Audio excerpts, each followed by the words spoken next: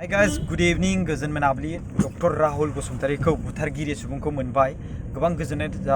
जासिबाय जरहाट पुलिसखौ आरो बिनि थाखाय जोङो जास्टिस बिदों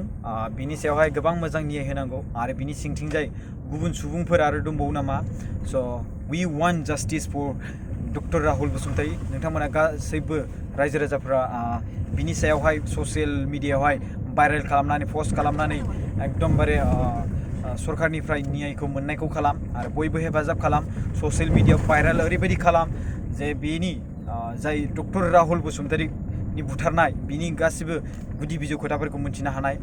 लोगोसे आं बेखौ बुंनो सानो कि सासे डक्टर जानो हानाया गोरलै बाथ्रा बे माब्लाबा नङा जाय मानसिफ्रा डक्टर फरायदों बिथांमोनासो मिथिगौ डक्टरखौ गोरलै जानो हाया डक्टर लिरबानोखि डक्टर गोरलै जानो हागोन बे बाथ्रा नङा स' जोंनो नांगौ न्याय जोंनो नांगौ जास्टिस स' बिनि थाखायनो गासिबो बर' रायजो राजाफ्रा बिनि सायावहाय स्टेन्ड जानांगौ लोगोसे उदालगुरि डिस्ट्रिक्टनि माखासे रायजो राजाफोरखौ आङो गोजोननाय जासियो बिथांमोनहा जे धरना होदों येस डेफिनेटलि आंबो थाफागौमोन बिथांमोनजों जुदि आं बेयाव थानायमोनब्ला बाट आंनियाव